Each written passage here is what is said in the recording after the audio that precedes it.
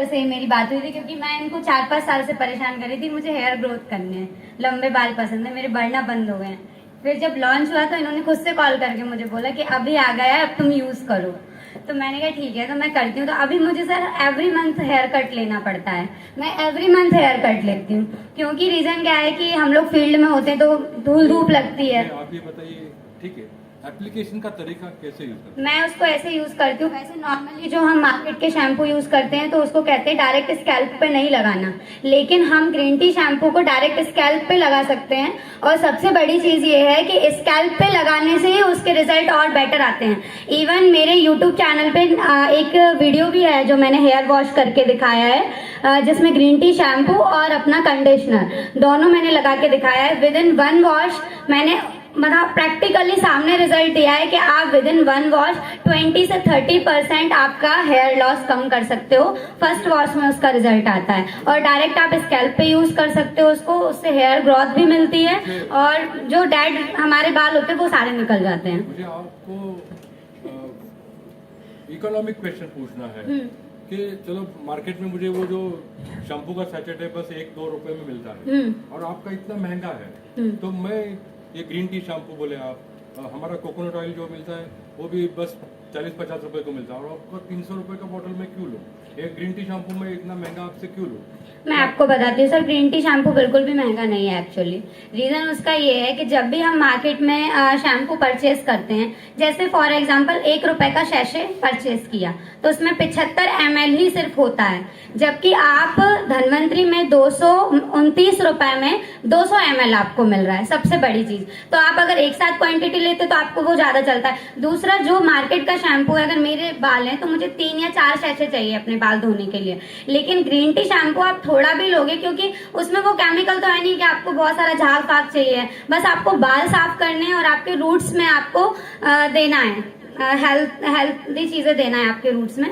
तो आपको वो थोड़े से शैम्पू से भी तो आपको वो चलेगा ज्यादा, और आप इकट्ठी क्वांटिटी में आपको वो रेंज में कम पड़ेगा। और अगर आप धनवंतरी के डिस्ट्रीब्यूटर हो तो आपको शायद यूज करने का पैसा भी धनवंतरी दे देती है, मुझे तो दे रही है, ठीक है। एक और बड़ी चीज ये है कि जैसे आपने ऑयल का बोला है, तो ऑयल का भी क्या है, अधिकतर जो लेडीज है, स्पेशली जो हमारा फीमेल वर्ग है, उसके अंदर क्या होता है कि हम लोग आजकल तेल ऐसे नहीं डालते कि बाल धोने के बाद हमने तेल लगा लिया। हमारा क्या अभी प्लान हो गया है, लगाया एंड वॉश कर लिया, तो हमें वीक में 1-2-3 टाइम्स डालना है। तो वो वैसे भी कम यूज होता है, वो नॉन स्टिकी है एक्चुअली सर, नॉन स्टिकी तेल है, तो उसको वैसे भी हमको ऐसे मतलब पूरी दुकान नहीं बनानी है तेल की, सिर को थोड़ा सा ही लगाना है, हमारे रूट्स पे लगाना है। रूट्स पे ही अगर आप दोगे, जैसे हमारे एग्रीकल्चर डिपार्टमेंट में ना, जमीन सुधारो फसल सुधर जाएगी, बस इक्वली है हमारे बालों के लिए कि आप अपनी रूट सुधार दो, आपके बाल सारे सुधर जाएंगे। आपको इतनी बात चली है तो मैं पूछूंगा, ये धनवंतरी के 2 क्रीम भी है, yes yes, almond cream and peach cream. ऐसा उसमें 2 में क्या फर्क है? उन दोनों में ये फर्क है सर, अलग अलग स्किन टाइप्स भी आप ले सकते हैं। दूसरा, अगर आपका स्किन बहुत ऑयली है, मॉइस्चर है, तो आप आलमंड क्रीम अच्छे से यूज करिए, और आपका नॉर्मल स्किन टोन है तो आप पीच क्रीम ले सकते हैं। किसी भी स्किन टोन में आप पीच क्रीम तो ले ही सकते हैं। और दोनों में सर एक डिफरेंस और है कि अगर आपको अपना ग्लो अच्छा करना है तो आप पीच क्रीम अच्छे से यूज कर सकते हैं। मैं तो पीच क्रीम ग्लो के लिए यूज करती हूँ, बाकी आलमंड क्रीम मैं हमेशा सर्दियों में यूज करती हूँ, क्योंकि सर्दियों में जो हमारी स्किन का टेक्सचर है बहुत सॉफ्ट हो जाता है, उस टाइम पे आलमंड क्रीम बहुत ज्यादा अच्छे से यूज हो जाती है। मुझे आप ये बताइए, अगर मेरी रूखी सूखी ये है स्किन है और ये ऐसे बाहर क्रीम लगा के ना चिपका सा होता है ना, तो मैं नहीं पसंद करता हूँ, तो क्या मैं ये रात को सोने के वक्त लगाने के बाद रात भर रखूँ और फिर सुबह को 12 घंटे के बाद 10 घंटे के बाद वॉश करूँ, तो क्या वही रिजल्ट मेरे को मिलेगा? डेफिनेटली सर मिलेगा। इवन रात को लगाने से जो आपका ऑयलिंग वाला टेक्सचर है वो भी धीरे धीरे रिजॉल्व होने लगेगा, मतलब उसके रिजल्ट अच्छे हैं इस चीज में। जो स्किन के ऊपर जो पोर्स होते हैं या कैसे वो सारा निकल जाएगा? वो निकल जाएगा, और सबसे अच्छा उसका फॉर्मूला है कि जो धनवंतरी का सौम्या मतलब सॉइल रिच फेस पैक आता है, उसको अल्टरनेट आप मसूर की दाल के आटे में। अभी नहीं आएगा, मैं कोशिश करूंगा, लेकिन सिर्फ अकेले क्रीम से भी काम, क्रीम से और साथ में फिर आप फेस वॉश यूज कर सकते हैं, और डिटॉक्सिफाई खा लीजिए तो और बेटर है। ओके। और एक चीज और भी कर सकते हैं सर, कि अगर हमारे पास फेस पैक नहीं आ रहा है तो हम इम्यूरिच कैप्सूल के पाउडर में स्पाइरुलिना को मैश करके लगा ले, तो वो हमको फेस पैक वाला रिजल्ट दे देगा। ओके, स्पिरुलिना टैबलेट का डेफिनेटली हाँ, पाउडर। और इम्यूरिश के पाउडर के साथ मिक्स कर सकते हो उसको। कितने मिनट रखने का? वो 15-20 मिनट अपने टाइम के अकॉर्डिंग रख सकते हैं, 5 मिनट, 10 मिनट, 15 मिनट, 20 ये मिनट। कुछ लोग ये अपना कर्ड होता है दही, दही का भी ऐसा कुछ करते हाँ, हैं? दही के साथ भी उसको मिक्स कर सकते हैं। हाँ, तो ये और भी अच्छा बनेगा। Yes sir. तो ये दही, दूध और दही, इसमें दही क्यों यूज करते हैं? दही इसलिए यूज करते हैं सर, जो इन्फ्लेमेशन होता है ना स्किन का, वो दही से निकलता है। टैनिंग चली जाती है। टैनिंग चली जाती है। टैनिंग चली जाती है। अच्छा, इसलिए दही जी जी कर्ड यूज करते हैं। जी। ओके, तो ये क्या हम घर में भी ऐसा बैठे बैठे कर सकते हैं? बिल्कुल हाँ, घर में बैठे बैठे कर सकते हैं। ओके, मुझे ये बताइए, इतनी सारी बातें चली ही है तो फेस वॉश के बारे में आपने तो बहुत नीम टर्मेरिक फेस वॉश, नीम टर्मरिक। ये नाम ऐसा क्यों है नीम और ये टर्मेरिक? सर उसमें नीम और हल्दी है। हाँ, तो वो नीम क्या करता है सर कि वो टैनिंग भी निकाल देगा, आपका इन्फेक्शन निकाल देगा, जो आपके ओपन पोर्स सुबह बात हो रही थी हमारी, ब्लैक हेड्स है, व्हाइट हेड्स है, सारे निकाल देगा नीम। और टर्मरिक क्या है, वो एक तरह की औषधि है सर, जैसे आपने कहा। उसके आगे जितने एंटी लगाओ, एंटी फंगल, एंटी इन्फेक्शनल, सारा मतलब सारा इन्फेक्शन खत्म कर देगा, ग्लो कर देगा और स्किन को बहुत हेल्दी रखेगा। तो नीम एंड टर्मरिक इसलिए है सर। तो ये जो हमारी दीदी यहाँ पे बैठी है, क्या वो भी अभी उनके तो चेहरे पे कोई फुंसी वगैरह नहीं है, तो भी वो लगा सकती है? वो लगा सकती है, ताकि वो और ज्यादा टाइम तक इसी स्किन टोन के साथ रहे, उनको आगे प्रॉब्लम ना हो, एंटी एजिंग रहे। और ये आप बोलते हैं आगे प्रॉब्लम, तो ये स्किन पे फुंसी बनने की क्या क्या वजह है? वो सर ऐसा होता है, हार्मोनल सबसे बड़ा प्रॉब्लम है, क्योंकि जब फीमेल ग्रो करती है तो हार्मोनल चेंजेस होते हैं उसमें, अलग अलग टाइम पे, अलग अलग एज में।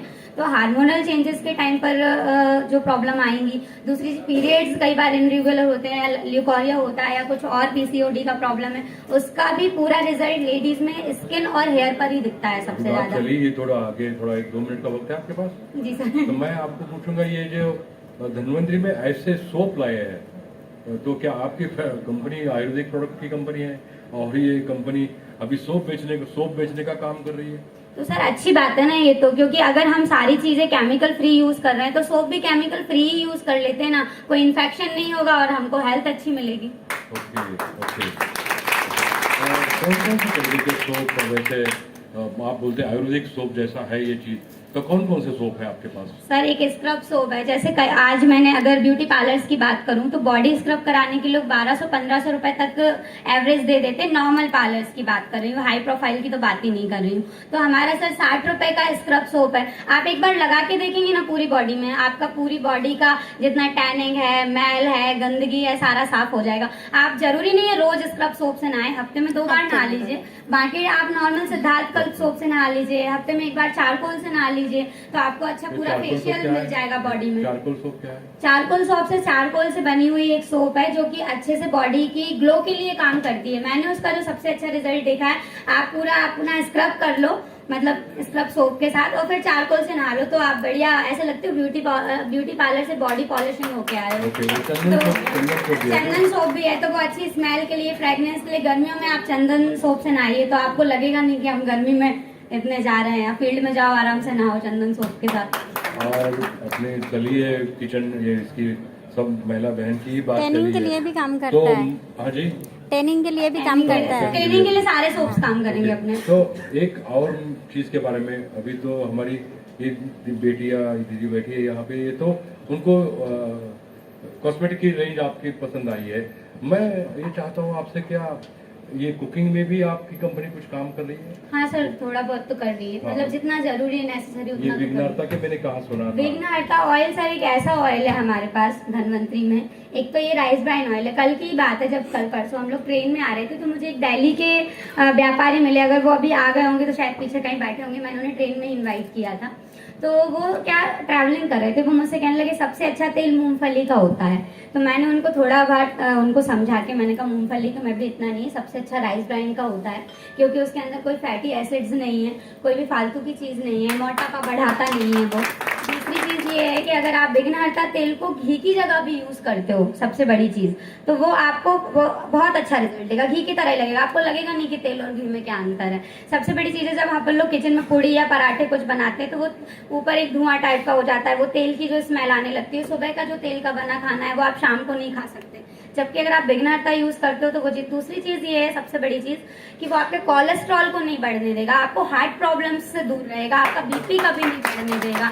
और सबसे अच्छी चीज ये है कि जो हम अपनी हेल्थ को लेके बात करें, महिलाओं को बहुत चिंता होती है बालों की, स्किन की, आंखों की, सारी चीजों की, तो वो सब चीजों के ऊपर काम करता है। तेल मात्र मतलब तेल बदलने से आप साल भर की बीमारियों से बच ये सकते हो। उसमें ये उसको एंटीऑक्सीडेंट, ये उसमें ओरेथिनॉल नाम का कोई कंटेंट हाँ। है क्या? वो बाकी तेल में नहीं होता है? बिल्कुल नहीं होता है, इवन उसके अंदर फैटी एसिड्स बिल्कुल नहीं है, अच्छा।